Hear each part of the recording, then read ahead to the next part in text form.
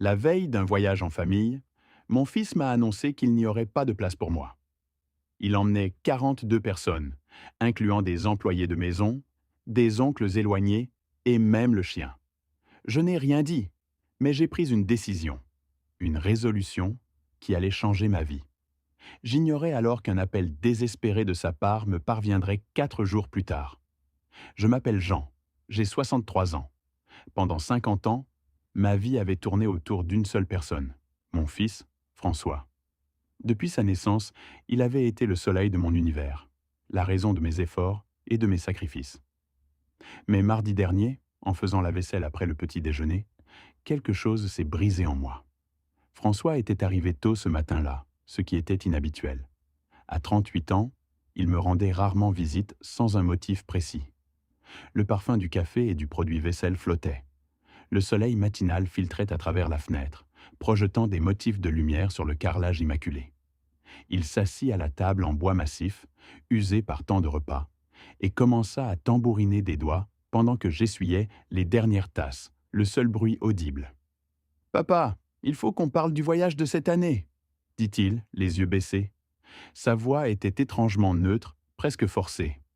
Le voyage annuel à la maison de plage était une tradition familiale depuis 15 ans. Chaque été, toute la famille élargie se réunissait pendant une semaine dans cette propriété qui avait appartenu à mes parents. J'avais toujours été le coordinateur, organisant les menus, les serviettes et achetant les ingrédients pour les plats préférés de chacun. C'était ma joie, ma contribution à ce bonheur collectif. Bien sûr, mon amour, qu'est-ce que tu as besoin que je prépare cette fois-ci ? Demandai-je avec un sourire, anticipant ces moments précieux. François me regarda enfin. Ses yeux avaient une froideur, une distance que je n'avais jamais vue auparavant. En fait, papa, cette année, ça va être différent. Nous avons décidé de louer un bus pour tout le monde. Ce sera plus amusant, comme une excursion de groupe. Mon cœur se gonfla de joie. C'était une merveilleuse idée, une nouvelle façon de vivre la tradition. Quelle bonne idée, mon fils. Quand partons-nous ? Eh bien, François se racla la gorge, mal à l'aise. Le silence de la cuisine résonnait lourdement. C'est là le problème. Le bus a une capacité limitée. Et nous avons déjà confirmé 42 personnes. Il n'y a pas de place pour toi. Les mots mirent du temps à s'enregistrer, à percer ma compréhension. La tasse de porcelaine que j'essuyais m'échappa des mains. Elle s'écrasa sur le carrelage de la cuisine, se fragmentant comme mon cœur à cet instant précis. Le choc sonore fut assourdissant dans le calme du matin. « Je ne comprends pas », murmurai-je, les yeux fixés sur les éclats à mes pieds. 42 personnes, mais pas de place pour moi. L'absurdité de la situation me coupa le souffle. François se leva rapidement, gêné, ses doigts cessant de tambouriner. « Écoute, papa, c'est juste que cette année, nous voulons que ce soit plus dynamique, avec des gens plus jeunes, plus d'énergie. Tu serais plus à l'aise ici à la maison. » Il évitait mon regard, ses yeux fuyant vers la fenêtre, vers la pelouse parfaitement entretenue. Je m'accroupis lentement pour ramasser les morceaux, cachant les larmes brûlantes et amères qui montaient. Chaque éclat tranchant reflétait ma douleur. « Qui va exactement, François ?» demandai-je, ma voix tremblant légèrement malgré mes efforts pour la calmer. Il sortit un papier, comme s'il avait tout planifié. Évidemment, Béatrice et moi, mes cousins Robert et Marie avec leur famille, l'oncle Joachim, qu'on voit à peine une fois par an, les Ramirez du travail de Béatrice, que tu ne connais même pas, Sandra, l'employée de maison pour le ménage, Patricia, la jardinière, quelques collègues de bureau, et puis Bruno aussi. « Bruno ?» demandai-je, toujours accroupi, mon esprit cherchant un sens à ce nom. « Le chien des Ramirez, tu sais, il fait partie de la famille. » Je restai paralysé. Un éclat de porcelaine s'enfonça dans mon doigt, inaperçu. Le chien de Jean que je ne connaissais pas avait une place, mais pas moi. Moi, l'homme qui avait organisé ces voyages pendant 15 ans, préparé d'innombrables repas, nettoyé le vomi des enfants, prêté de l'argent à François, veillé sur chacun. Je me souvenais de ces nuits blanches, de ces sacrifices silencieux, de la fierté de les voir heureux. Maintenant, j'étais moins important qu'un chien. « Papa, ne te mets pas dans cet état », soupira François avec impatience. un son qui me transperça. C'est juste une semaine. Tu as besoin de temps pour toi. Tu es toujours si occupé à prendre soin de nous. Je me relevai lentement, sentant le poids de mes 63 ans et de toutes ces années de dévouement s'abattre sur moi. Du temps pour moi, répétai-je, l'amertume sur la langue. Exactement. Tu pourras te détendre, regarder ces feuilletons que tu aimes tant, dormir tard. Ce sera comme des vacances pour toi aussi. Je regardais mon fils, le centre de mon univers depuis sa naissance, et pour la première fois en des décennies, je le vis vraiment. Je vis comment il évitait mon regard, ses doigts tambourinants, sa montre vérifiée, comme si ma réaction n'était qu'un inconvénient. Je vis l'égoïsme brut et la lâcheté déguisée en bienveillance. « As-tu déjà dit à tout le monde que je ne venais pas ?» demandai-je d'une voix étonnamment calme. François hocha la tête. Béatrice a pensé que ce serait mieux ainsi pour éviter, tu sais, des situations inconfortables. Béatrice. Bien sûr, c'était l'idée de ma belle-fille. Depuis 8 ans, elle m'avait progressivement poussé vers les marges de la vie de mon fils, comme une ombre indésirable. Ses commentaires insidieux, ses suggestions anodines, tout avait érigé un mur invisible entre nous. D'abord, les dîners de famille migrèrent chez eux. Puis, les décisions importantes me furent annoncées après coup. Maintenant, je comprends. C'était tout ce que je pus murmurer, ma gorge serrée. François parut visiblement soulagé, un soupir à peine perceptible lui échappant. « Je savais que tu comprendrais, papa. Tu es le meilleur. » Il s'approcha, me posant un baiser rapide et fuyant sur la joue, un geste qui en disait long sur son désir d'éviter tout contact véritable. « Nous partons tôt demain matin. Tu ne nous verras probablement pas partir, » ajouta-t-il, déjà tourné vers la porte. Sans plus de cérémonie ni d'explication, il s'éclipsa. J'entendis le moteur de sa voiture démarrer dans l'allée, un rugissement lointain qui s'éloignait jusqu'à disparaître. Le silence retomba, lourd et oppressant, me laissant seul dans ma cuisine, les fragments de la tasse brisée à mes pieds. La lumière du jour déclinait, peignant les carreaux de faïence d'une teinte grisâtre, et le froid de la soirée commençait à s'infiltrer.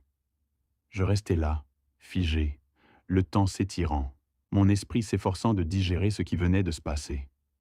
Combien de minutes, d'heures peut-être, s'étaient écoulées? Pendant 50 ans, j'avais été un père célibataire. Quand François avait 6 mois, sa mère avait disparu un matin, sans un mot, sans un adieu. Je n'avais jamais eu de ses nouvelles. J'avais été père et mère, une double casquette que j'avais portée avec une fierté farouche et une détermination inébranlable. Je me souviens de la stupeur, puis de la rage froide qui m'avait étreint ce matin-là, en découvrant sa lettre sur l'oreiller vide. Mais il n'y avait eu que le temps d'agir. J'avais cumulé les emplois pour qu'il ne manque de rien. J'avais annulé des rendez-vous, repoussé des prétendantes, mis de côté mes propres rêves pour ses besoins. De nouvelles chaussures, des cours de sport, un ordinateur pour ses études, un prêt pour l'apport de sa maison. Pour ses diplômes, ses maladies nocturnes, ses devoirs, ses chagrins d'amour, j'avais toujours été là, toujours moi. Et maintenant, à 63 ans, je découvrais que tout ce sacrifice, tout cet amour inconditionnel, se résumait à ça. Pas de place pour moi dans le bus familial, mais une place pour le chien d'étranger. L'ironie était aussi cinglante qu'une gifle. Cette nuit-là, le sommeil me fut étranger. Je restais éveillé, le regard fixé sur le plafond sombre, revivant chaque instant, chaque décision. J'avais toujours fait passer les besoins de François avant les miens, justifiant son comportement. Mais ceci n'était pas de l'indépendance. C'était de la cruauté pure et simple, un rejet que je n'aurais jamais cru possible de la part de mon propre fils. L'amertume se mêlait au regret, une danse macabre dans le silence de la nuit. Le lendemain matin, à 6 heures précises, le rugissement lourd et profond d'un moteur de bus brisa le calme glacial de l'aube. Je me levai d'un bond, mon corps raide et engourdi par une nuit sans sommeil, et me précipitai à la fenêtre. Il était là, immense, un autocar de tourisme. L'air était vif, teinté du froid piquant du petit matin, et une légère brume s'accrochait aux arbres.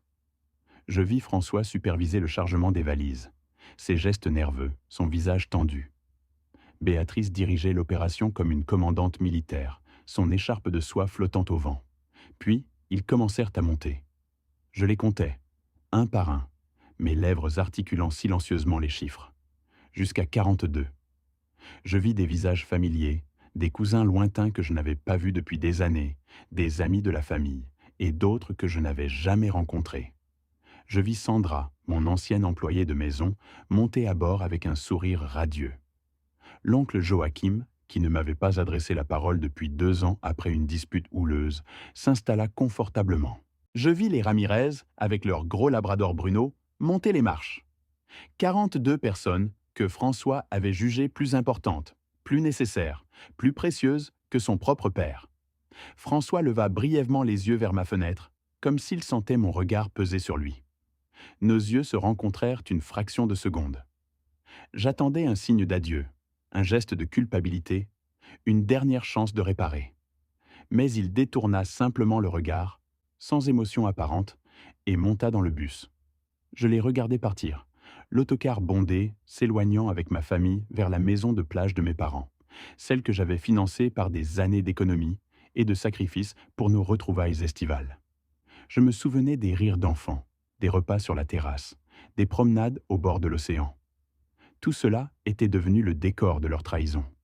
Quand le bus disparut, emportant une partie de ma vie, quelque chose en moi se brisa, puis se reconstruisit différemment.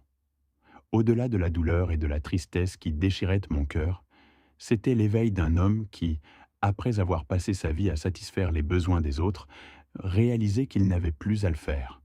Les 2 premiers jours après leur départ furent les plus silencieux de ma vie. Je n'avais jamais réalisé le bruit constant de mon téléphone. François pour ses clés, Béatrice pour ma soupe, les voisins pour leurs enfants, sachant que j'aimais être occupé. Maintenant, le silence était si dense que j'entendais le bourdonnement du réfrigérateur, le tic-tac de l'horloge de cuisine de ma mère. Le son de mes propres pas résonnait, amplifié, dans la maison vide. Le premier jour, j'avais tenté de m'occuper. Nettoyer des pièces déjà impeccables, réorganiser des placards parfaits, tailler un jardin qui n'en avait pas besoin. Mais le deuxième jour, réalisant que je n'avais rien d'urgent à faire, plus de crise familiale, ni de repas à préparer, je m'étais assis dans mon fauteuil. Pour la première fois depuis des décennies, j'avais simplement existé. C'était terrifiant. Pendant 50 ans, mon identité avait été entièrement enveloppée dans mon rôle de père de François. Sans ce rôle, qui étais-je ? Jean, celui qui est toujours disponible. Jean, celui qui ne dit jamais non. Jean, celui qui résout tous les problèmes. Sans cette fonction, qui étais-je réellement ? Cette question résonnait dans le vide de la maison, une mélodie dissonante qui me glaçait le sang. Mon identité, tissée avec soin et sacrifice pendant des décennies, s'effilochait, me laissant nu et incertain. Le 3e jour, l'inertie menaçait de m'engloutir. Pour y échapper, je décidai d'organiser le grenier, une tâche repoussée depuis des mois, voire des années. Là-haut, des cartons de souvenirs, des reliques de décennies, toujours une excuse pour ne pas m'y confronter. François avait besoin d'aide, une urgence familiale, où j'étais trop épuisé après avoir pris soin de tous.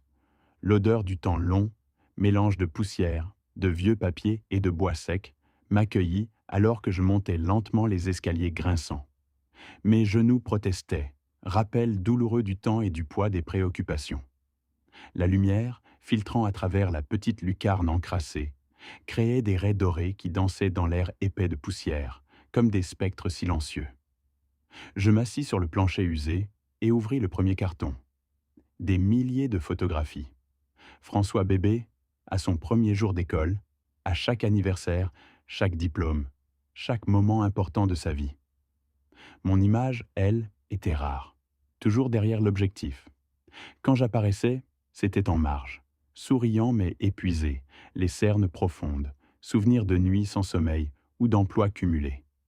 Je me souvenais de la fatigue, mais aussi de la joie pure de le voir grandir, insouciant.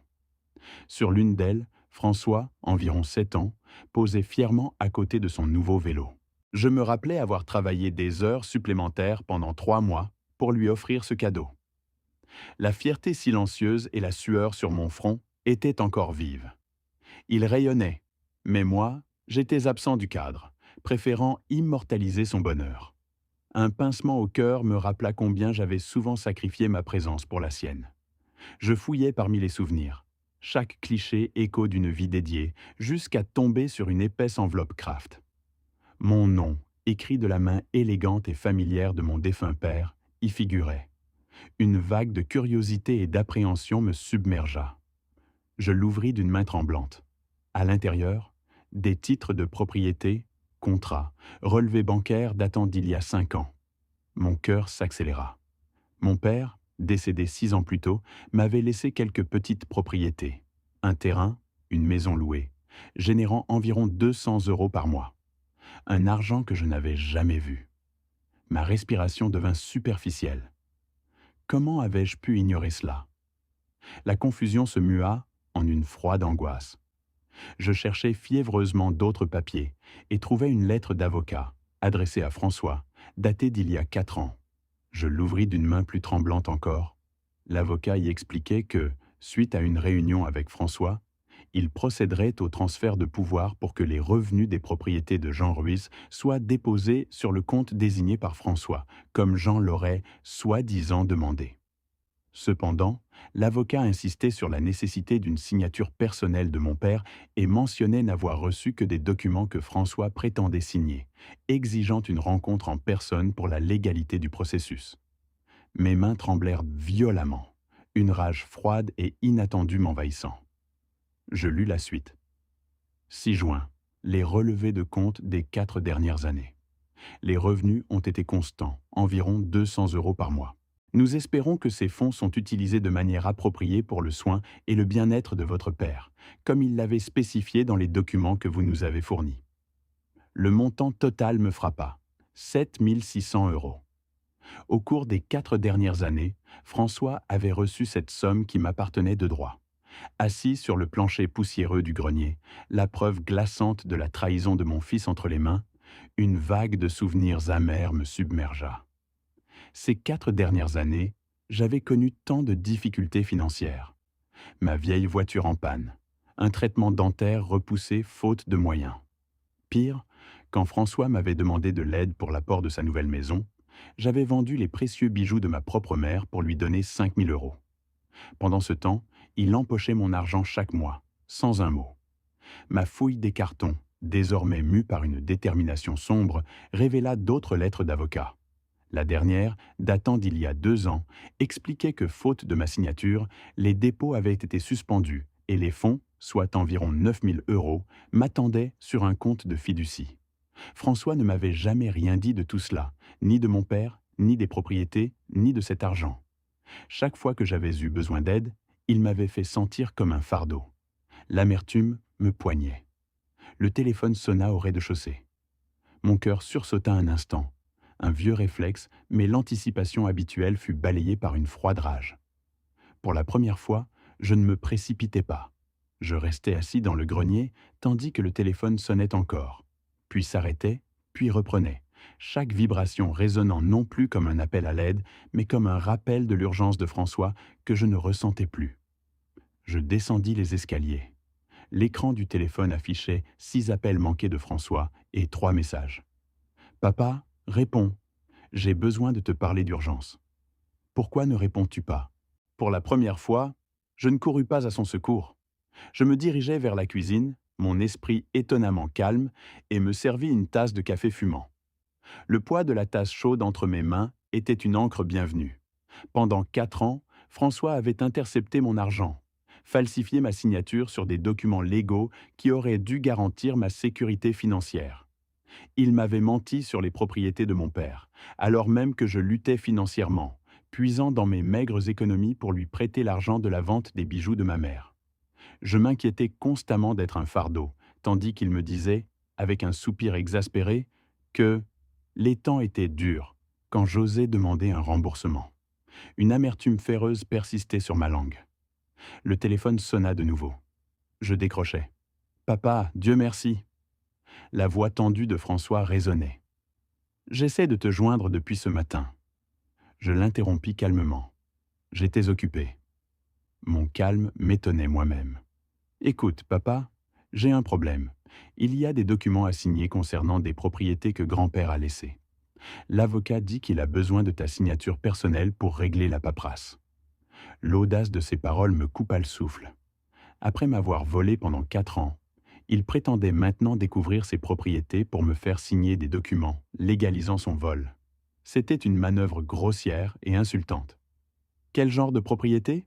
Demandai-je, ma voix neutre, voulant voir jusqu'où il irait. Je ne suis pas sûr des détails, papa. Tu sais, ces choses légales sont compliquées. Trop de jargon. Tu ne comprendrais pas. L'avocat a dit que si nous ne réglons pas ça bientôt, nous pourrions tout perdre. Peux-tu venir au bureau demain? Je passerai te prendre. Je pris une profonde inspiration. Je passerai te prendre, François, dis-je lentement. Tu es en train de dire que tu viens juste d'apprendre l'existence de ces propriétés? Il y eut une longue pause. J'imaginais son front plissé, cherchant un subterfuge. Oui, papa. L'avocat m'a appelé ce matin. Apparemment, il essaie de nous contacter depuis des années. Des années, répétai-je. Cette partie, au moins, était vraie. Et tu n'as jamais reçu de lettre de sa part? Tu n'as jamais rien su des revenus locatifs de ses propriétés? Une autre longue pause. Non, papa. Pourquoi tu demandes ça? Sa voix était défensive, presque irritée. Je fermai les yeux et sentis une fureur froide et limpide me parcourir. Ce n'était pas la rage explosive de ma jeunesse, mais quelque chose de bien plus dangereux. La fureur calculée de quelqu'un qui avait enfin ouvert les yeux, patienté trop longtemps. Une force tranquille et implacable venait de naître en moi. Juste par curiosité, répondis-je, ma voix dénuée d'émotion. Nous en parlerons à ton retour de voyage. Mais, papa, c'est urgent. Je raccrochai. Mon fils, le centre de mon univers, venait de tenter de m'escroquer ouvertement, certain de ma naïveté. Une image de lui enfant, les yeux brillants d'innocence, rendit la trahison encore plus amère. Je restai assis dans la cuisine. Pour la première fois de ma vie, je commençais à planifier comment reprendre ma vie en main, sans penser au bien-être de ma famille. Le jeudi matin, je me réveillais avec une clarté mentale que je n'avais pas ressentie depuis des années. La lumière du soleil et le chant des oiseaux prenaient une nouvelle dimension. Pour la première fois depuis des décennies, je ne me levais pas en pensant à François ou à une urgence familiale, mais à moi. Après un simple petit déjeuner, je composai le numéro du cabinet d'avocat dont le nom figurait sur les lettres trouvées dans le grenier. La secrétaire m'informa que Maître Morales pourrait me recevoir l'après-midi même. C'était un petit pas, mais il résonnait comme un acte de rébellion, l'affirmation de ma volonté. « Monsieur Ruiz », me salua Maître Morales en se levant. Son cabinet dégageait une atmosphère sérieuse, entre le cuir et le papier ancien. J'attendais cette rencontre depuis des années. L'homme d'une 50aine d'années, aux cheveux grisonnants, affichait un mélange de soulagement et d'inquiétude. « Maître, je dois comprendre ce qui s'est passé avec l'héritage de mon père, » dis-je, ma voix ferme malgré une légère appréhension. Il s'installa dans son fauteuil en cuir et ouvrit un épais dossier à mon nom. « Votre père, paix à son âme, vous a légué 2 propriétés. Une petite maison de ville, rue Morelos, louée à des enseignants depuis 8 ans, et un terrain commercial en périphérie, générant également des revenus locatifs. Les revenus combinés, très stables, s'élèvent à environ 1 200 € par mois. À son décès, il y a 6 ans, ces revenus auraient dû vous être transférés directement. »« Mais je n'ai jamais rien reçu, » objectai-je, l'émotion affleurant. « Exactement, » confirma l'avocat, le regard grave. « Il y a 4 ans, votre fils, François, nous a approchés avec des documents prétendument signés par vous. Ces papiers lui donnaient pouvoir légal de gérer vos affaires financières et de percevoir les revenus en votre nom.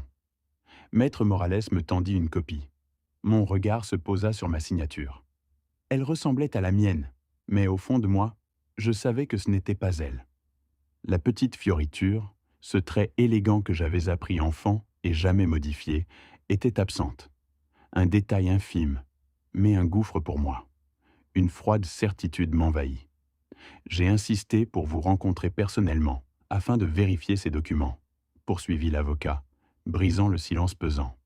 Mais votre fils trouvait toujours des excuses. Maladie, voyage, emploi du temps chargé. Pendant 2 ans, j'ai accepté ces prétextes et déposé les fonds sur le compte qu'il avait désigné. Mon estomac se noua. 2 ans de mensonges. De quelle somme parle-t-on pour ces 2 années demandai-je, ma voix à peine audible. Environ 28 800 euros, répondit maître Morales, la somme résonnant lourdement. 28 800 euros. Le chiffre me martelait l'esprit. Pendant ce temps, je vendais les derniers bijoux de mon défunt père, des pièces chargées de souvenirs, pour aider François avec l'apport de sa maison. La honte et une rage froide m'envahirent. Mais il y a 2 ans, reprit l'avocat, son regard perçant le mien, j'ai refusé de continuer sans votre vérification personnelle. Depuis lors, l'argent s'est accumulé sur un compte séquestre. Avec les intérêts, il y a actuellement environ 31 400 euros qui vous attendent. J'eus le souffle coupé. 31 400 euros. Une fortune insoupçonnée, une bouée de sauvetage dont j'avais cruellement besoin, mise en sécurité par la prudence d'un homme que je venais de rencontrer. Et François savait cela demandai-je, la voix étranglée. Bien sûr qu'il le savait, affirma maître Morales.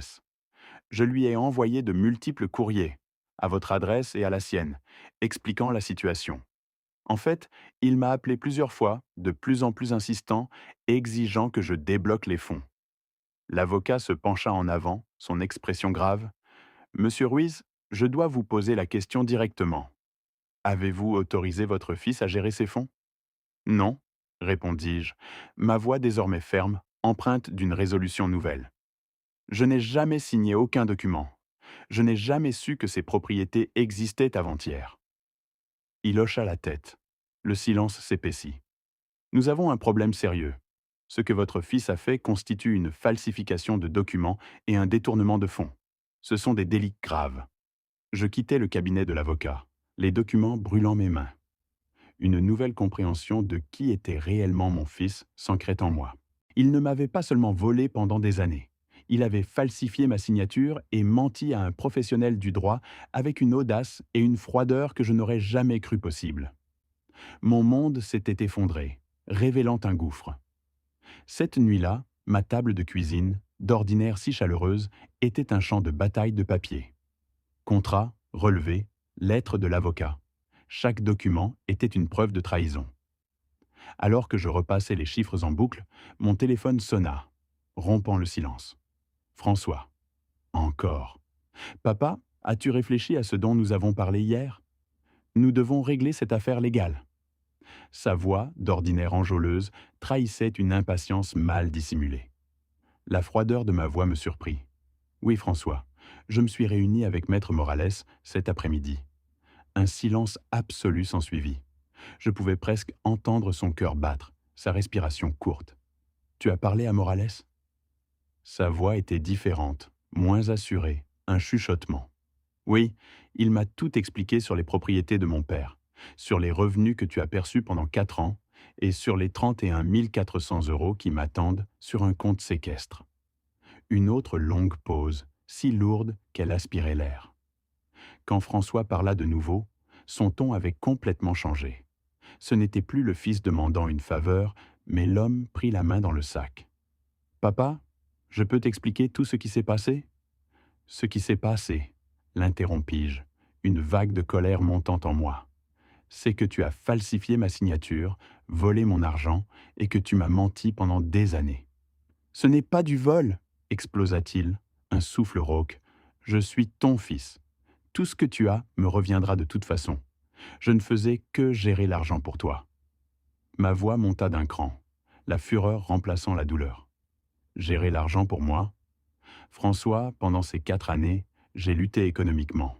J'ai vendu les bijoux de ma grand-mère pour te prêter de l'argent pour ta maison, reporter des traitements médicaux. Et tu étais en train de gérer mon argent? Papa, tu ne comprends rien aux finances. Je l'ai investi, je l'ai fait fructifier. Dans quoi l'as-tu investi, François?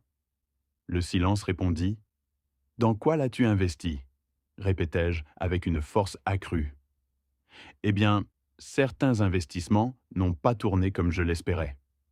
Je fermai les yeux, consumé par un mélange de douleur brûlante et de rage froide. Tu l'as perdu, n'est-ce pas? Tu as perdu mon argent. Pas tout, dit-il rapidement, sa voix trahissant une panique grandissante. J'ai encore quelques milliers, et si tu me donnes accès au compte séquestre, je peux tout récupérer. J'ai une opportunité d'investissement sûre qui... Je raccrochais, le son sec du combiné claquant dans le silence. Je restais assis à ma table, entouré des documents prouvant sa trahison. Pour la première fois, j'en compris l'ampleur. Pas seulement l'argent, même si la douleur était atroce. J'avais perdu 4 années de sécurité financière, la tranquillité d'esprit pour mes vieux jours, la dignité de ne pas avoir à emprunter pour des urgences médicales. Mais plus que tout, l'illusion que mon fils m'aimait. Une partie de mon âme s'était brisée. Le téléphone sonna de nouveau. François. Encore. Je ne répondis pas. Il insista, sonnant avec une frénétique persistance. Puis les messages textes commencèrent à affluer, illuminant l'écran. François m'envoya une série de messages, tentant de minimiser l'affaire, puis de me menacer des conséquences si j'impliquais des avocats. J'eus un rire amer et rauque. Le lendemain, un vendredi, tandis que François profitait toujours de ma maison de plage avec sa nombreuse compagnie, je pris la décision difficile mais nécessaire de placer mes propres besoins en premier. Je retournai chez Maître Morales. Dans son bureau à l'atmosphère sérieuse, je signai les documents pour reprendre le contrôle de mes propriétés et de mes fonds. Chaque coup de stylo était un acte de reprise. Je lui demandai aussi d'enquêter sur la possibilité de récupérer l'argent que François m'avait soustrait illégalement. « Monsieur Ruiz, me dit l'avocat, vous avez le droit de porter plainte au pénal contre votre fils. Ce qu'il a fait est une falsification de documents au premier degré. » Je marquai une pause.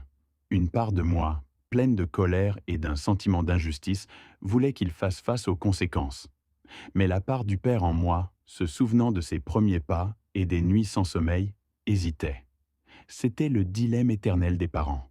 « Laissez-moi y réfléchir », lui dis-je d'une voix plus ferme que je ne l'aurais cru. « Pour l'instant, je veux juste récupérer mon argent et m'assurer qu'il ne puisse plus jamais faire cela. » L'avocat hocha lentement la tête avec une compréhension profonde. « Je comprends, monsieur Ruiz. Mais quelqu'un capable de voler son propre père et de mentir avec une telle élaborée ne s'arrêtera pas là. Il tentera de vous manipuler d'autres manières. » Ces mots résonnèrent en moi comme un avertissement prophétique. Ils s'avérèrent exacts, plus vite que je n'aurais pu l'imaginer. Ce même après-midi, en organisant les documents que l'avocat m'avait remis sur ma table de cuisine, je trouvai quelque chose qui me fit stopper net. Parmi les dossiers, il y avait la copie d'une demande de prêt que François avait soumise 6 mois auparavant. 50 000 €, utilisant ma maison comme garantie. Ma maison. 30 ans de vie, de souvenirs, de travail acharné. La seule chose de valeur que je possédais. La demande portait ma signature falsifiée, la même audace que j'avais déjà vue. Mais ce qui m'horrifia, ce fut la date. La demande datait d'il y a 6 mois, et une note de la banque indiquait qu'ils attendaient des documents supplémentaires. François n'avait pas seulement volé mon argent, il tentait d'utiliser ma maison pour obtenir une somme qu'il ne pourrait jamais rembourser. Si ce prêt était approuvé et qu'il ne parvenait pas à payer, ce qui était presque une certitude après mes 28 800 € dilapidés, la banque pourrait saisir ma maison. Mon cœur rata un battement, puis se mit à tambouriner violemment dans ma poitrine. L'air me manqua. En un instant, je compris le véritable motif de François. Il ne cherchait pas seulement à légaliser ses vols passés, mais à me faire signer des documents qui lui permettraient d'utiliser ma maison comme garantie pour ses dettes. Je m'assis, accablé par la révélation. Il essayait de me voler ma maison, de me laisser sans rien. Le plus effrayant, c'est qu'il aurait probablement réussi si je n'avais pas été exclu de ce voyage. Si j'étais resté le père obéissant et confiant, j'aurais signé n'importe quel document sans le lire. Ma confiance aveugle en mon enfant était telle. En m'excluant de ses vacances, François m'avait, par inadvertance, offert le temps de découvrir la vérité. Sa cruauté fut ma salvation, une ironie amère.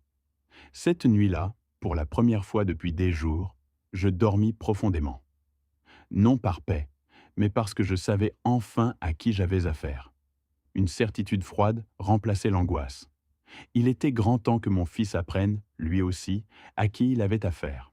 Le samedi matin, 4 jours après mon exclusion des vacances, mon téléphone sonna à 6 heures. Le nom sur l'écran me fit sourire d'une satisfaction froide, inédite. François. Je le laissai sonner 5 fois avant de décrocher. Papa? Sa voix sonnait désespérée, presque frénétique. Dieu merci, tu réponds. J'ai une urgence. Une urgence? Demandai-je calmement, versant mon café. Quel genre d'urgence? C'est compliqué, marmonna-t-il. Il faut que tu viennes à la banque lundi matin. Il y a des papiers à signer d'urgence, sinon, on va tout perdre.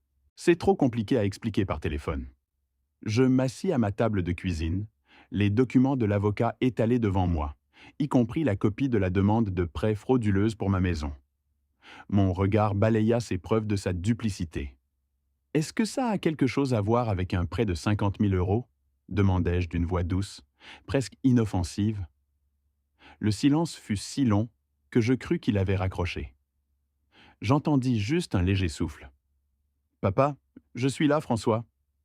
Je t'ai demandé si ton urgence avait quelque chose à voir avec un prêt de 50 000 euros que tu as demandé en utilisant ma maison comme garantie. J'entendis sa respiration saccadée. Quand il parla enfin, sa voix trahissait un homme pris au piège. Comment as-tu su ça? Comment as-tu su ça? Comment j'ai su ça? Répétai-je, ma voix devenant plus froide. François, c'est une question intéressante, venant de quelqu'un qui a falsifié ma signature sur des documents légaux. Papa, écoute-moi. Je ne l'interrompis pas. Le café froid dans ma tasse laissait un goût amer, mais rien n'était plus amer que les mots qui me montaient aux lèvres. C'est à toi de m'écouter, François. Pendant 4 longues années, tu m'as volé. Tu as falsifié ma signature à de multiples reprises. Tu as menti à des avocats, à des banques et à moi-même. Et maintenant, je découvre que tu as tenté d'utiliser ma maison, mon foyer de 30 ans, rempli de souvenirs, comme garantie pour un prêt que tu n'aurais jamais pu rembourser. Ce n'est pas comme ça, cria-t-il, sa voix déformée par le combiné. Tout ce que j'ai fait, c'était pour te protéger. Tu es un homme âgé, papa. Tu ne comprends rien aux finances compliquées. Me protéger? Ma voix monta, lourde de fureur. François, pendant que tu étais si occupé à me protéger, je vendais les bijoux de ma mère, des héritages, pour te prêter 5 000 euros pour l'acompte de ta maison. Pendant que tu me protégeais, j'ai reporté des traitements médicaux essentiels parce que je ne pouvais pas me les payer. Où était ma protection à ce moment-là, François? C'est différent, rétorqua-t-il, un souffle court. Cet argent, j'en avais besoin pour des investissements importants. Des investissements? Répétai-je avec sarcasme. Des investissements comme ceux qui t'ont fait perdre mes 28 800 euros? Un autre silence s'installa, plus pesant. Quand François reprit la parole, son ton avait complètement changé, devenant calculé, presque mielleux. Écoute, papa, si tu viens à la banque lundi matin et que tu signes les documents, on peut obtenir le prêt. Je pourrai honorer mes engagements et te rembourserai tout ce que je te dois, avec les intérêts, bien sûr. Son audace me laissa sans voix. Mes doigts se crispèrent autour du combiné. Ma gorge se serra. François, dis-je finalement d'une voix à peine un murmure, es-tu en train de me demander de signer des documents pour que tu puisses me voler encore plus d'argent? Ce n'est pas du vol. Je suis ton fils. Tout ce que tu as va m'appartenir. De toute façon, tout ce que j'ai va être à toi. Tout ce que j'ai va être à moi, répétai-je. François, tu es en train de me dire que tu considères déjà que tout mon argent, ma maison, mes biens, t'appartiennent. Eh bien, techniquement, quand tu mourras, je raccrochai. Le clic du combiné fut un soulagement. Je restai assis à la table de la cuisine, tremblant. Non de peur ni de tristesse, mais d'une fureur pure et primaire qui me submergea. Pendant 50 ans, j'avais élevé cet homme. Je lui avais tout donné. Mon temps, mon énergie, mon argent, mes rêves. J'avais tant sacrifié pour lui et sa sœur. Et lui, il me voyait comme une simple étape avant l'héritage, une ressource à exploiter. Le téléphone sonna de nouveau immédiatement. Je l'ignorais. Il sonna toutes les quelques minutes pendant l'heure suivante, une intrusion stridente. Finalement, je me levai, traversai la cuisine et débranchai le téléphone du mur. Le silence qui suivit fut un baume apaisant. Ce samedi-là, je fis quelque chose que je n'avais pas fait depuis des décennies. Je me suis entièrement concentré sur moi-même. J'ai passé la journée dans mon bureau, porte fermée, le silence brisé seulement par le froissement du papier. J'ai examiné méticuleusement tous mes documents financiers, propriétés et comptes bancaires, dressant une liste exhaustive de tout ce que je possédais et devais. Le soleil déclinait lentement, tandis que je compilais mes chiffres, une tasse de thé à la main. Ce que je découvris me surprit. Sans les urgences et les prêts non remboursés de François, ni les dépenses pour ses projets ratés, j'étais dans une position financière bien meilleure que je ne l'avais imaginé. Avec les revenus des propriétés de mon père, mes économies personnelles et l'argent que je récupérerais du fonds fiduciaire, j'avais suffisamment pour vivre confortablement le reste de ma vie. Pas riche, mais confortable et indépendant. Une douce vague de satisfaction et de liberté m'envahit, nouvelle et enivrante. Le dimanche matin, après un petit déjeuner paisible, je rebranchai le téléphone. Il sonna immédiatement, comme s'il n'attendait que ça. La sonnerie, autrefois agaçante, me parut maintenant un signe de ma nouvelle force.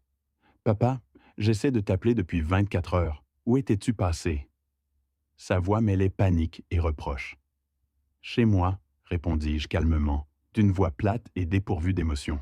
« Pourquoi tu ne répondais pas au téléphone ? Parce que je n'avais pas envie de te parler ?» François resta silencieux un instant, décontenancé par ma réponse. L'air se tendit de nouveau. « Papa, il y a eu un malentendu. On réglera ça quand je reviendrai. Promets-moi de ne rien faire de drastique avant qu'on ne se parle. »« Comme quoi ?» demandai-je, le piégeant. « Parler à des avocats ? Changer de compte ?» François craignait que je reprenne le contrôle de mes finances. « François, dis-je avec une autorité nouvelle, j'ai 63 ans. Je n'ai pas besoin de ta permission pour gérer mon argent. Mais papa, sans moi, tu pourrais faire des erreurs coûteuses. » L'ironie était saisissante. L'homme qui m'avait fait perdre 88 800 € me mettait en garde contre des erreurs. « Des erreurs comme faire confiance à mon fils ?» demandai-je, le coupant. « Ce n'est pas juste !» s'exclama-t-il, la voix montant. « Tu sais ce qui n'est pas juste, François ?» Ma voix s'éleva, libérée. « Pendant 4 ans, chaque fois que tu feignais de te soucier de mes finances, ou jouais le fils compréhensif face à mes difficultés, tu savais exactement pourquoi j'étais en difficulté économique. Parce que tu me volais. Je ne te volais pas, j'investissais ton argent. Et où est cet argent maintenant, François ? » Un lourd silence s'installa. « Où sont les 28 800 € que tu as investis ? » J'ai eu quelques pertes, mais... Combien reste-t-il ? L'interrompis-je, impitoyable. Eh bien, les investissements mettent parfois du temps. Combien d'argent me reste-t-il, François ? Après une longue pause, j'entendis sa respiration saccadée. Puis, un murmure. Environ 4 000 €. 4 000 €. Sur 28 800 €, il ne restait que 4 000. Tu as perdu 24 800 € de mon argent, dis-je avec un calme que je ne ressentais pas. Mais je peux le récupérer, papa. C'est pour ça que j'ai besoin du prêt. J'ai une opportunité d'investissement garantie que... François, l'interrompis-je, ma voix traversant le fil comme une lame de glace. Je raccroche et je ne répondrai pas quand tu rappelleras. Papa, attends, s'écria-t-il, sa voix paniquée, dépouillée de son arrogance. Quand tu reviendras de tes vacances, viens chez moi. Nous avons beaucoup à nous dire. Je ne lui laissai pas le temps d'ajouter un mot. Je raccrochai, le son sec de l'appareil dans ma cuisine, et débranchai immédiatement le téléphone. Le silence qui suivit fut à la fois pesant et libérateur. Ce geste définitif, un pont brûlé, me laissa tremblant de l'audace d'avoir agi. Cet après-midi-là, je fis enfin une chose que j'avais repoussée pendant des années, dissuadée par François. J'appelai ma sœur Hélène. Elle vivait dans un autre département et nous avions perdu le contact. François m'avait convaincu qu'elle était une mauvaise influence, toujours à poser des questions inopportunes sur son comportement, des questions qui me semblaient aujourd'hui étrangement prophétiques. La sonnerie me parut interminable, ravivant le regret d'une décennie de silence. « Jean ?» Hélène sonna surprise, un mélange d'incrédulité et d'inquiétude. « Ça va ? Ça fait des années qu'on ne s'est pas parlé. »« Ça va, » lui dis-je, ma voix plus ferme que je ne l'aurais cru, malgré mon cœur battant. « En fait, je vais mieux que depuis des années, mais j'ai quelque chose d'important à te raconter. » C'était un euphémisme. J'étais au bord du gouffre, mais aussi, pour la première fois, au bord d'une forme de vérité. Je lui racontais tout, sans rien omettre. L'exclusion humiliante du voyage familial, la découverte du vol, les documents falsifiés, la demande de prêt utilisant ma maison comme garantie. Ma voix tremblait parfois, chargée d'une colère froide et d'une honte à peine contenue. Mais je continuais, comme si je vidais un sac de pierres accumulées pendant des années. Hélène m'écouta en silence, le souffle retenu, n'interrompant qu'occasionnellement pour des précisions, sa voix grave et pleine de compassion. Quand j'eus terminé, une longue pause s'installa, un silence si lourd qu'il semblait remplir la pièce. Jean, dit Hélène d'une voix douce mais significative, tu te souviens de ce que je t'ai dit il y a 8 ans, au mariage de François? Je m'en souvenais, douloureusement. Hélène m'avait pris à part ce jour-là, au mariage de François, pour me dire que quelque chose dans sa façon de me parler la mettait mal à l'aise. J'avais défendu François avec la fureur aveugle d'un père, persuadé de l'amour inconditionnel de mon fils. Maintenant, la vérité m'apparaissait, brutale. Oui, admis-je en soupirant. Je t'avais dit que François te voyait comme son plan de retraite, pas comme son père, reprit Hélène. Ces mots, bien que lointains, étaient dévastateurs. Ces mots me blessèrent profondément, car je savais maintenant qu'ils étaient la pure vérité. Hélène, murmurai-je, j'ai besoin d'aide. Je ne sais plus comment être le père de quelqu'un qui ne me voit que comme une source de revenus. Jean, répondit Hélène, d'une voix douce mais ferme, il est peut-être temps que tu cesses d'être son père de la manière habituelle.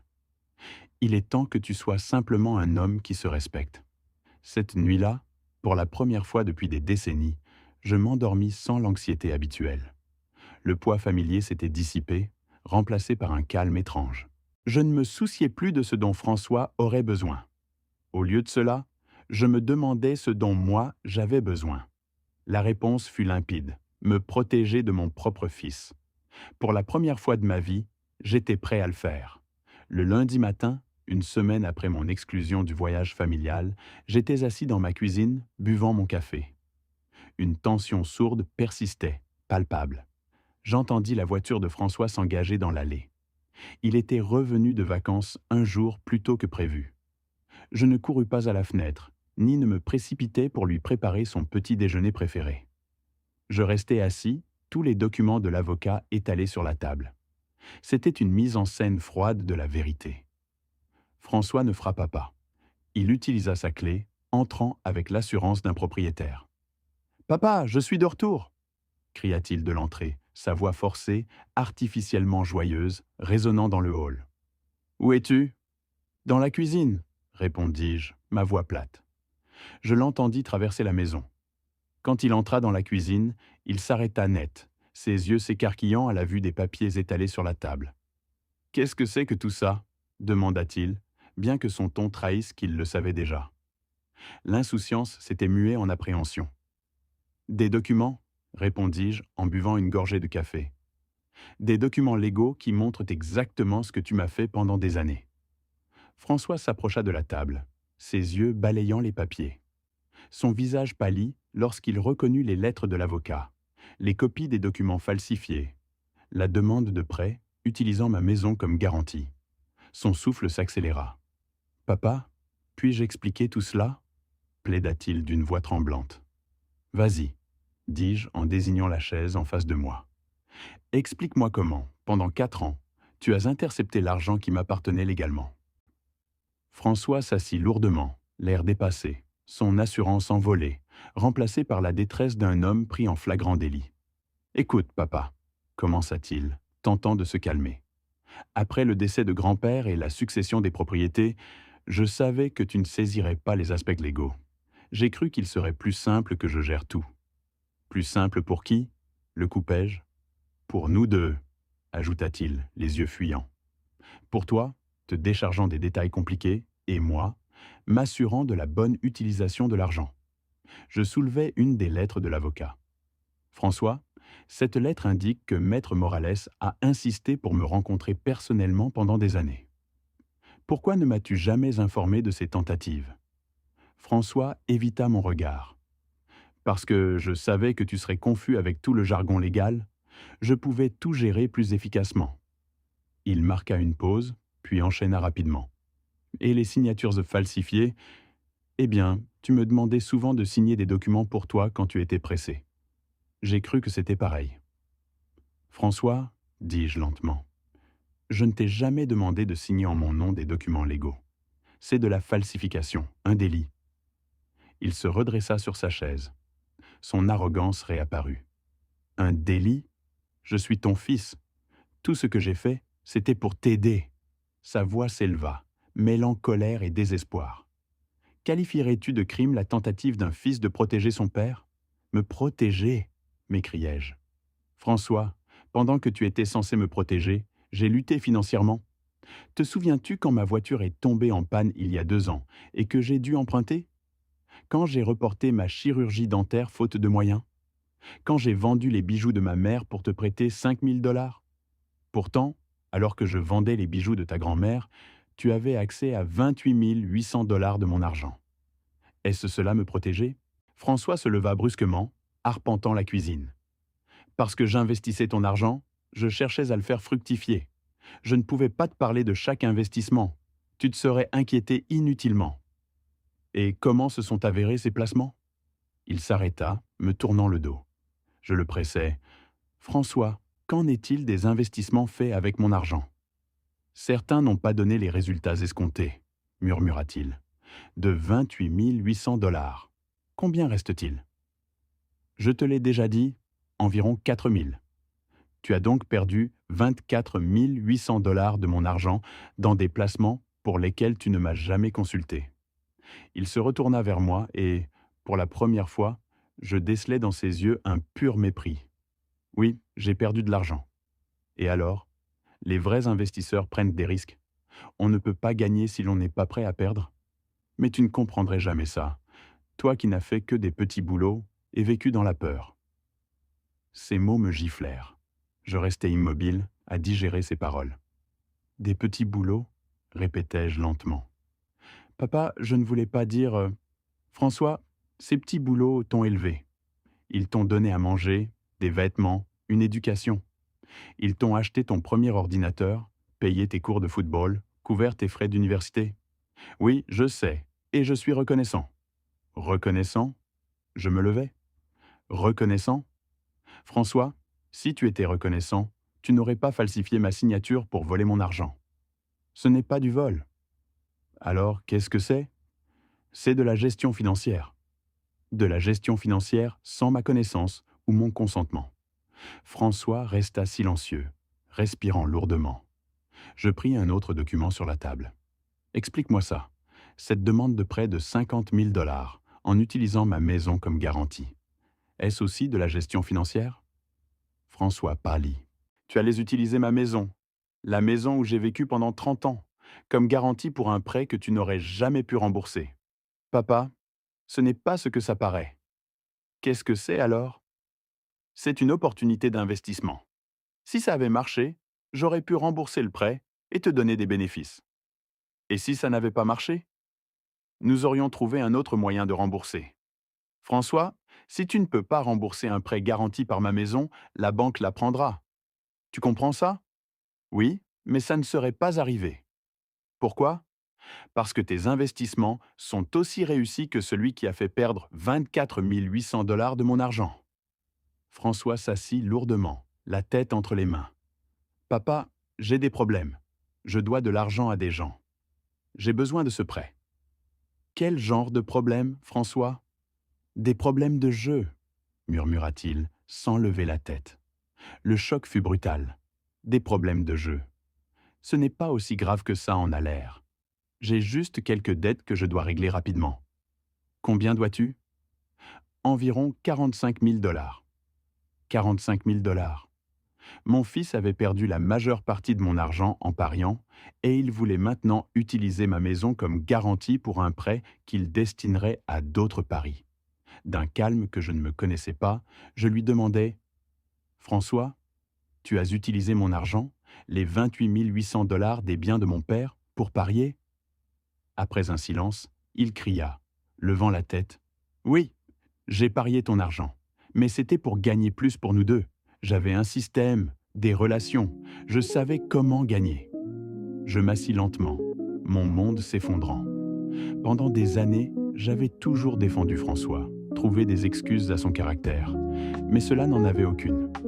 Finalement, je lui dis « François, je veux que tu quittes ma maison. » « Quoi ? Prends tes affaires et sors de ma maison maintenant. »« Papa, tu ne peux pas être sérieux, je suis ton fils. »« Oui, dis-je en me levant. Tu es mon fils, et pendant 50 ans, je t'ai tout donné. Mon temps, mon énergie, mon argent, mon amour, mes rêves. Et toi, tu as tout utilisé pour parier, mentir et voler. Ce n'est pas du vol. François, c'est du vol, du mensonge et de la trahison. » Il s'approcha de moi, un désespoir fugace dans ses yeux. « Papa, si tu m'aides encore une fois, je promets que tout changera. Je te rembourserai chaque centime. »« Avec quel argent, François ?» demandai-je, ma voix étrangement calme alors que mon monde s'écroulait. L'écho de mes mots résonnait dans le salon, théâtre de tant de ces crises. « Tu n'as pas de travail stable, tu as 45 000 € de dette et tu viens d'admettre des problèmes de jeu. » C'était un disque rayé, une mélodie 100 fois entendue. « Mais j'ai un plan, » répliqua-t-il, un éclair d'espoir factice dans ses yeux, comme un joueur misant son dernier jeton. Son plan exigeait que je mette en jeu ma maison, ma seule sécurité, le dernier vestige de ma vie d'avant. Cette maison, construite brique par brique avec Hélène, où nous avions élevé François, une forteresse de souvenirs et d'efforts qu'il voulait jeter à son addiction. Mais, papa, sans ton aide, je ne sais pas ce que je vais faire. Ces mots d'enfant perdu, qu'il maîtrisait si bien, avaient toujours été ma faiblesse. Pendant un demi-siècle, il m'avait fait plier, me faisant courir à son secours. Mais pas cette fois. Pour la première fois, ces mots ne m'incitèrent pas à l'action. Je ne ressentis aucune urgence à résoudre ses problèmes, à le sortir de ce pétrin qu'il avait lui-même créé. Une indifférence totale montait en moi face à sa crise auto-infligée. Le lourd manteau de responsabilité, porté toute ma vie, venait de glisser de mes épaules, me laissant étrangement léger. « François » dis-je en marchant résolument vers la porte d'entrée, le plancher craquant sous mes pas. « Tes problèmes ne sont plus mes problèmes. » Chaque mot marquait notre séparation. J'ouvris grand la porte, sentant l'air frais du soir. « Sors de ma maison et ne reviens pas avant d'avoir les 4 000 € qui restent de mon argent. »« Papa » commença-t-il, la voix brisée, mais je coupai court. « Sors, François !» Je le regardais s'éloigner, son pas lourd et hésitant, le dos voûté par la défaite. Il se retourna plusieurs fois, s'attendant à ce que je change d'avis, que je redevienne le père qui cédait toujours. Mais je restais là, immobile, une statue de pierre, jusqu'à ce que sa voiture disparaisse. Le silence qui suivit fut assourdissant. Je fermai la porte, tirai le loquet et, pour la première fois en 63 ans, je me sentis complètement libre. Une liberté vertigineuse, presque effrayante, mais réelle. 6 mois après avoir fermé cette porte à François, j'étais assis sur la terrasse de mon nouvel appartement, savourant le silence et la vue. Le soleil couchait sur la ville, peignant le ciel d'orange et de violet, tandis que je sirotais mon thé à la camomille. L'appartement n'était pas grand, loin de l'ancienne demeure, mais il était à moi, chaque recoin reflétant mes choix, ma paix. Les premiers jours après le départ de François furent les plus difficiles. Non par manque de lui, mais par l'ampleur du silence. Pendant 50 ans, mon téléphone avait sonné sans relâche, rythmé par ses crises, ses besoins. Soudain, plus rien. Au début, ce silence m'avait terrifié. Je me réveillais, perdu, ne sachant que faire. Qui étais-je sans être le père qui résout les problèmes ? Que faisait un homme de 63 ans qui avait passé sa vie à prendre soin des autres ? L'écho des souvenirs, les rires d'Hélène, les premières fois de François, semblaient vides sans la cacophonie de ses drames. Mais progressivement, ce silence s'était transformé en une paix profonde, une mélodie de liberté retrouvée. La première semaine, François m'appela 17 fois. Mon téléphone vibrait sans que je ne réponde. Puis vinrent les messages, de plus en plus désespérés, des tentatives de manipulation évidentes. « Papa, il faut qu'on parle. Papa, les gens à qui je dois de l'argent n'ont pas de patience. Papa, j'ai juste besoin que tu écoutes mon nouveau plan. Et enfin, le coup de grâce. Papa, si tu ne m'aides pas, il pourrait me faire du mal. Ce message faillit me faire craquer. Mon cœur se serra, la vieille angoisse paternelle refaisant surface. Mais je revis le visage d'Helena, ma sœur, et sa voix ferme résonna. Jean, les accros au jeu ont toujours une nouvelle crise, un nouveau plan, et sont toujours en danger de mort s'ils ne reçoivent pas d'argent immédiatement. C'est leur modus operandi. Ces paroles furent une encre, me retenant de replonger dans l'abîme. Après les messages, François se présenta ensuite à ma porte, insistant, brisant la fragile sérénité que j'avais bâtie. Parfois, il apportait des fleurs, un geste dérisoire. D'autres fois, il venait avec Béatrice, sa femme, qui d'une voix doucereuse tentait de me convaincre qu'il avait appris sa leçon et méritait une dernière chance. Ses yeux froids, trahissant pourtant une autre intention. Je n'ouvrais jamais. Je restais derrière, écoutant le timbre strident, le silence qui suivait, puis le bruit de leurs pas s'éloignant, un soupir de soulagement m'échappant. La troisième semaine, François arriva avec des renforts. Son oncle Joachim, le même qui m'avait si commodément oublié pour le dernier voyage familial. L'ironie était amère. Depuis ma fenêtre, j'entendis l'oncle Joachim crier d'une voix rauque et autoritaire : « Jean, ouvre la porte! La famille a besoin de te parler !» Puis, s'adressant aux voisins curieux, il déforma l'histoire. François est un bon garçon. Son père se laisse influencer par des avocats qui ne veulent que son argent. Cette version déformée se répandit vite. Je devins le père cruel qui abandonnait son fils, un monstre d'ingratitude. Certaines voisines cessèrent de me saluer, d'autres me regardaient avec pitié. Seuls Helena et maître Morales connaissèrent la vérité. « Jean, » me dit Helena lors d'un appel nocturne, sa voix apaisante, « c'est une campagne de diffamation, typique des manipulateurs qui perdent le contrôle. Tiens bon. » Un mois après ma confrontation avec François, je pris une décision que j'avais longtemps évitée. Je vendis la maison. Trop grande pour un homme seul, elle était imprégnée de souvenirs, de fantômes d'années de sacrifices non reconnus. Les rires d'Hélène, les bruits de l'enfance de François, mes nuits d'inquiétude.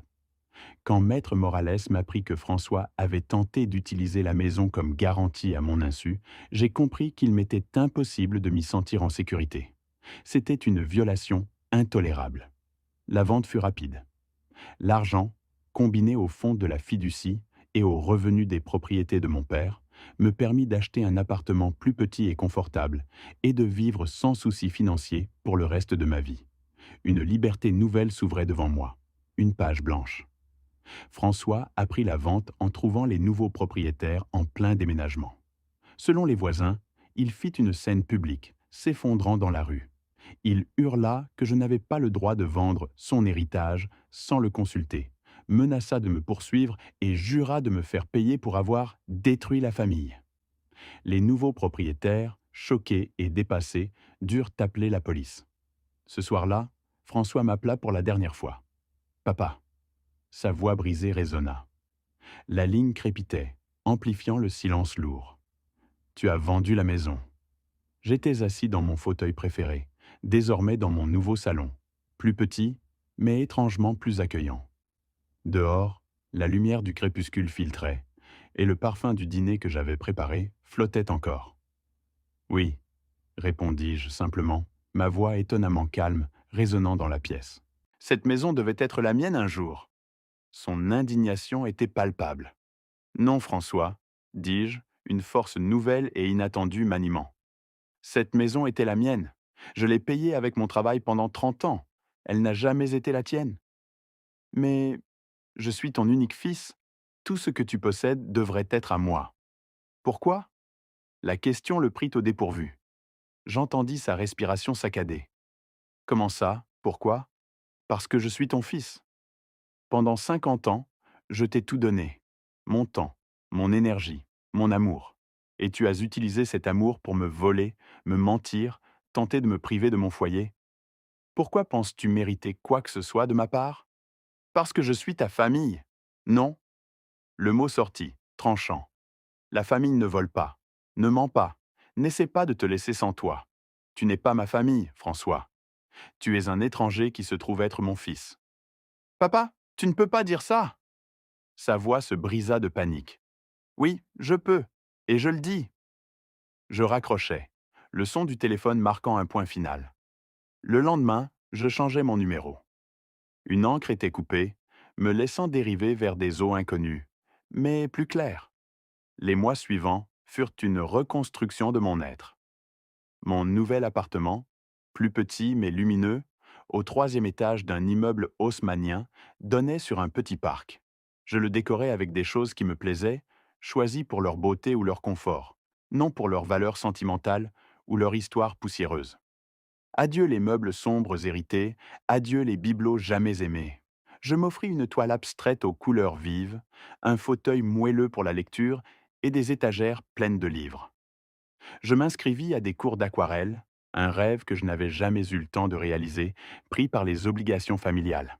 Tenir le pinceau, mélanger les pigments, voir la couleur se répandre sur le papier, c'était une méditation, une évasion où seule l'interaction entre lumière et ombre comptait. Je m'étonnais de la finesse de mes traits, de ma capacité à capturer l'essence. Je rejoignis aussi un groupe de lecture à la bibliothèque. Pour la première fois depuis des décennies, je me fis de nouvelles amies, des femmes de mon âge. Elles me connaissaient comme Jean, un homme curieux et passionné, non comme le père de François et ses soucis. Nous parlions de livres, de voyages, de recettes, de nos vies et de nos espoirs, sans jugement. C'était une liberté enivrante. Hélène, ma cousine, venait me rendre visite une fois par mois. Nos conversations n'étaient plus monopolisées par François. Autour d'un café ou d'un verre de vin, nous discutions de l'actualité, de films, des plaisirs simples de la vie. Je sentais un échange véritable, une réciprocité qui nourrissait mon âme. Pendant ces 6 mois, François tenta de me contacter via d'autres membres de la famille. Ses cousins m'écrivaient des lettres de reproches voilées, me suppliant de pardonner.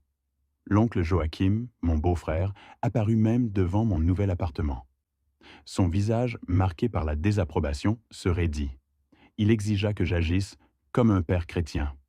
Je lui répondis avec calme que François savait où me trouver s'il avait les 4 000 € qu'il m'avait volés.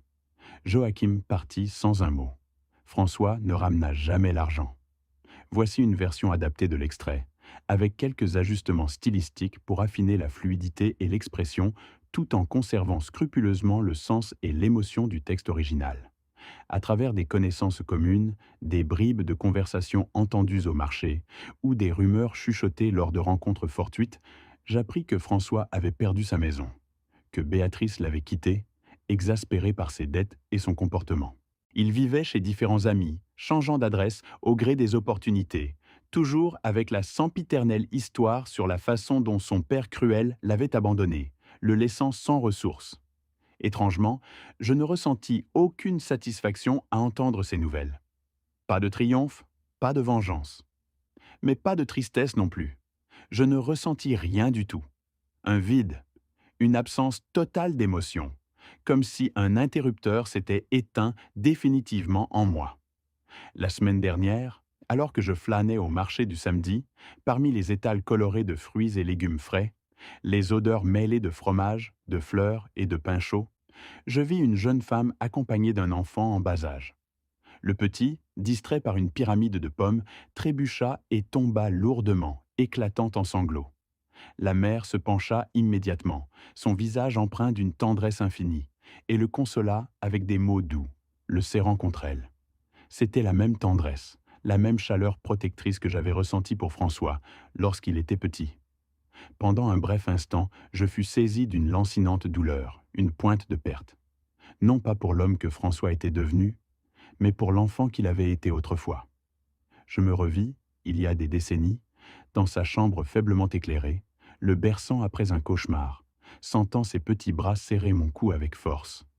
Je me souvins des dessins maladroits qu'il m'apportait de l'école, des petits mots griffonnés où il me disait que j'étais le meilleur papa du monde. Ce garçon, si innocent, si dépendant, qui me regardait avec une admiration sans bornes. Mais cet enfant avait grandi et s'était transformé en un homme qui ne me voyait que comme une source de revenus, une ressource à exploiter. J'avais dû choisir entre continuer à être sa victime, à me laisser vider de ma substance, ou commencer à être ma propre personne. J'avais choisi d'être ma propre personne. Ce matin, alors que je prenais mon petit déjeuner dans ma petite cuisine ensoleillée, un café noir et une tartine de confiture maison, je pensais à l'homme que j'étais il y a 6 mois. Cet homme qui vivait pour les besoins des autres, qui n'avait jamais appris à poser de limites, qui confondait le sacrifice constant avec l'amour. Cet homme aurait trouvé le moyen de justifier le comportement de François. Il aurait vendu son appartement pour payer ses dettes de jeu, aurait passé le reste de sa vie à travailler pour entretenir un fils qui le méprisait. Mais cet homme, cette version de moi-même, était mort le jour où François m'avait exclu des vacances familiales.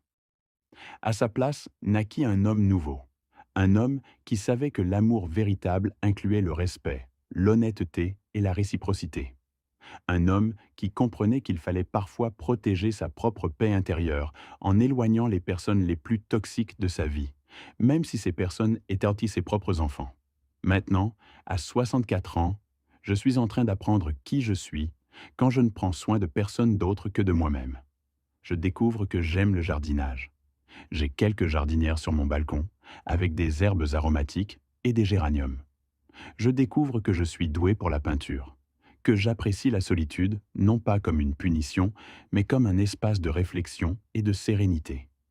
J'apprends que je peux être généreux sans être exploité, que je peux être affectueux sans être manipulé. Et j'apprends que la liberté la plus douce est la liberté des attentes des personnes qui ne vous ont jamais vraiment valorisé.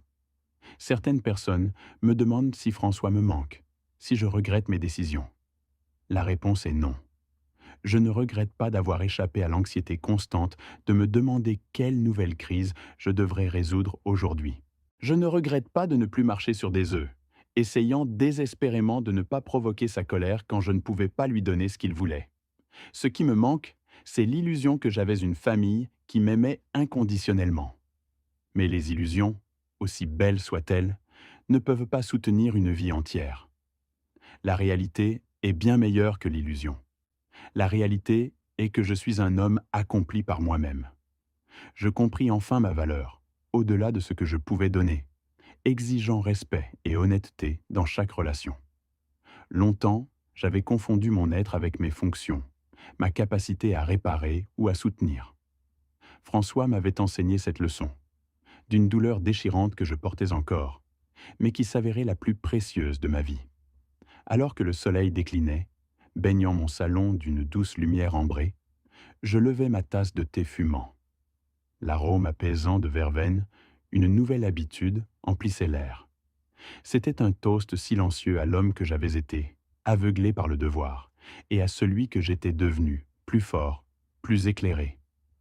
Pour la première fois en 64 ans, je me sentais exactement là où je devais être, seul avec moi-même, en paix et totalement libre.